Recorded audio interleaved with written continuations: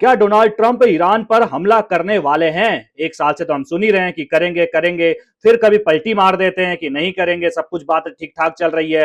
बातचीत तो अभी भी चल रही है, लेकिन अभी मौजूदा समय में हलचल बढ़ चुकी है। भारत ने भी कुछ दिन पहले एडवाइजरी जारी की थी ईरान को लेकर कि भाई साहब, जहां प्रदर्शन हो रहे हैं, भीड़ भाड़ वाली जगहों पर जाने से बचें, और अगर आप ईरान की यात्रा अभी करने की सोच रहे हैं तो मत करिए। जो लोग ईरान पर हैं, ईरान के अंदर मौजूद हैं जो भारतीय, वो भी सुरक्षित स्थान पर चले जाएं।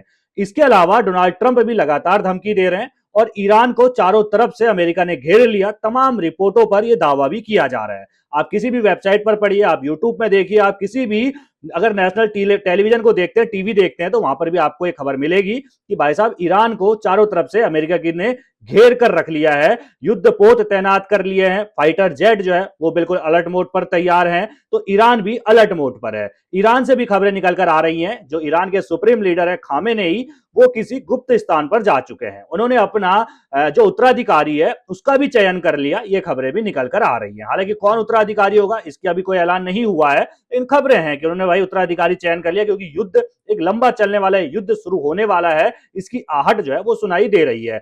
भले ही डोनाल्ड ट्रंप डर रहे हों, डर किस बात से रहे हों, कहा यह भी जा रहा है कि डर इस बात से रहे हैं कि अमेरिका में मिड टर्म चुनाव इसी साल होने वाले हैं।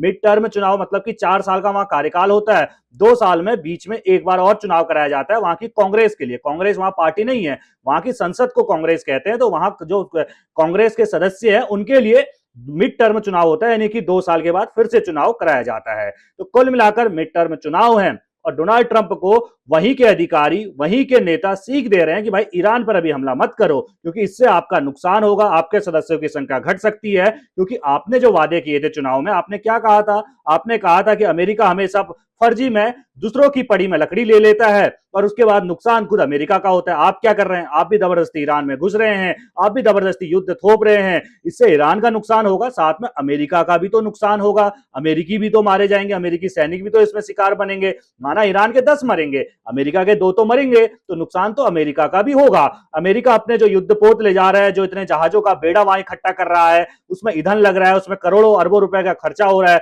नुकसान तो अमेरिका का भी हो रहा है। डोनाल्ड ट्रंप इसी के तो खिलाफ थे, अपने चुनाव रैलियों में इसी के खिलाफत वो लगातार बयान देते थे, और अब ईरान पर हमला करने के लिए तैयार हैं। दरअसल ये लड़ाई है किस चीज की? ईरान और अमेरिका लड़ क्यों रहे हैं, ये एक बहुत बड़ा सवाल है। ईरान और अमेरिका की लड़ाई है परमाणु यंत्रों को लेकर, परमाणु हथियारों को लेकर। डोनाल्ड ट्रंप का कहना है कि सरेंडर कर दो, आप जो है वो परमाणु हथियार नहीं बना सकते हैं, आप परमाणु हथियार बना रहे हैं। ये ईरान पर आरोप अमेरिका लगाता है, और अमेरिका का मानना यह है अगर ईरान परमाणु संपन्न हो जाएगा, परमाणु बना लेगा, तो इससे अमेरिका, इसके अलावा आप इजरायल को देखेंगे, मतलब जो अमेरिका के साथी देश हैं उनके लिए खतरा हो सकता है कि भाई साहब कल के दिन ईरान जो है वो सीधे तौर पर परमाणु हमला कर दे। तो परमाणु हमला क्या होता है आप भली बात ही जानते हैं कि भाई साहब, जिसके पास परमाणु है उससे हर कोई डरता है। भारत के पास परमाणु है, पाकिस्तान के पास भी है, पता नहीं किसने उसको दे दिया, कहां से उसके पास आ गया, अमेरिका की दृष्टि उसके ऊपर है। तो कुल मिलाकर अगर आप देखते हैं, परमाणु जिस देश के पास होता है, परमाणु हथियार जिस देश के पास होते हैं, उससे पूरी दुनिया डरती है। तो अमेरिका यही कहता है कि ईरान परमाणु हथियार बना रहा है, उसको सरेंडर करना पड़ेगा, उसको परमाणु हथियार हम नहीं बनाने देंगे। इसके अलावा दूसरी शर्त क्या है अमेरिका की? तो दूसरी शर्त यह है कि भाई आप बैलिस्टिक मिसाइलें बना रहे हैं। बैलिस्टिक मिसाइलें क्या होती है? लंबी मार करने वाली, लंबी दूरी की मार करने वाली जो मिसाइलें होती हैं उनको बैलिस्टिक मिसाइल कहते हैं। तो आप बैलिस्टिक मिसाइल भी नहीं बना सकते।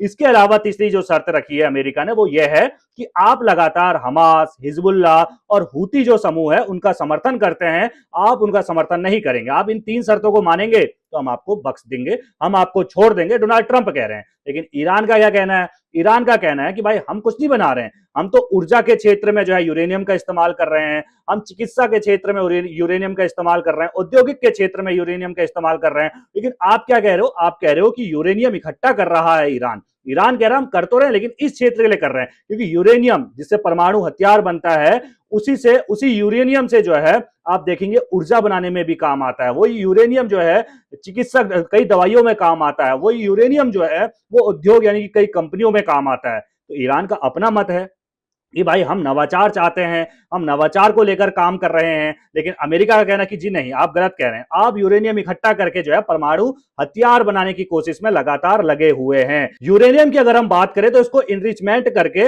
यानी कि उसको शुद्ध करके परमाणु हथियार उससे बनाया जा सकता है, परमाणु बम उससे जो है वो बनाया जा सकता है। तो अमेरिका का यही आरोप है। दूसरी तरफ ईरान, मैंने आपको बता दिया कि वो कह रहा है हम नहीं बना रहे हैं जी। इसके अलावा ईरान की एक और शर्त है कि आपने हम पर जो प्रतिबंध लगाए हैं वो आपको हटाने पड़ेंगे। ईरान को यह डर भी है कि 2018 में भी हमारी एक परमाणु संधि अमेरिका के साथ हुई थी, लेकिन अमेरिका उससे बाहर निकल गया। फिर हम परमाणु संधि करेंगे और कल के दिन फिर अमेरिका उससे बाहर निकल जाएगा, हम पे प्रतिबंध लगा देगा, क्योंकि ईरान पे आज इतने अमेरिकी प्रतिबंध हैं कि वहां महंगाई, $1 की कीमत जो है करीब ना 1.5 लाख के ऊपर पहुंच चुकी है। यानी कि $1 1.5 लाख, जैसे भारत में भी $1 करीब 90 रुपए के आसपास है। तो ऐसे ही जो, अगर आप ईरान का पैसा देखेंगे, ईरान की मुद्रा देखेंगे, तो वो $1 के मुकाबले 1.5 लाख जो है ईरानी मुद्रा के बराबर पहुंच चुकी है। तो कुल मिलाकर ईरान का यह मानना है कि प्रतिबंध हटाओ, हमारा तेल पूरी बात दुनिया में बिके। तो आप प्रतिबंध हटाते हैं तो भाई हम समझौते के लिए तैयार है, लेकिन दोनों की बातें अलग अलग हैं। बातचीत के टेबल पर दोनों बैठे हुए हैं, बातचीत बन नहीं रही है। कुल मिलाकर ऐसा लग रहा है कि डोनाल्ड ट्रंप इस बार मजाक नहीं कर रहे हैं, क्योंकि उन्होंने ईरान को चौतरफा घेर लिया है। खबरें ईरान से भी आ रही हैं, ईरान में प्रदर्शन छात्रों के द्वारा लगातार किया जा रहा है। इससे पहले भी ईरान में प्रदर्शन हुआ था बढ़ती महंगाई और लगातार आर्थिक नुकसान को लेकर खामेनेई सत्ता के खिलाफ, कि भाई साहब खामने की जो सत्ता है उसके बाद से महंगाई लगातार बढ़ रही है, उसको उखाड़ फेंकना है। कहा गया कि उसके पीछे भी अमेरिका था। अब एक बार फिर से अमेरिका, जब वहां पर तो कुछ नहीं कर पाया, लेकिन अब परमाणु जो हमला कर, जो बम बनाने की बात ईरान की तरफ से हो रही है, भाई इसको लिए आप समझौता करिए, नहीं तो आप पर हम हमला करने के लिए तैयार है, डोनाल्ड ट्रंप का कहना है। आपकी क्या राय इस खबर पर? अपनी राय कमेंट में रखना बिल्कुल ना भूलिएगा और सभी खबरों को पहले पाने के लिए बेल आइकन दबाना बिल्कुल ना भूलिएगा। धन्यवाद।